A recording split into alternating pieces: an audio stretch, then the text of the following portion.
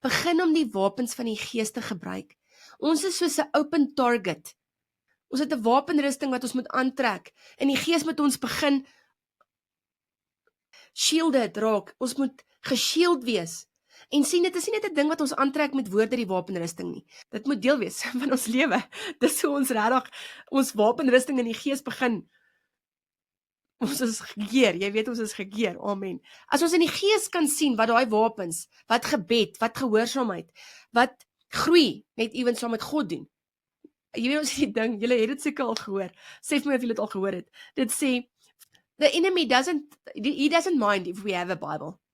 He has a problem when we start to open and read it. Sien, want dis onvermydelik, as jy die Bybel gaan begin oopmaak, gaan jy begin groei. Val as jy regtig jou hart, jy weet, fokus op Jesus, soos dit is net so.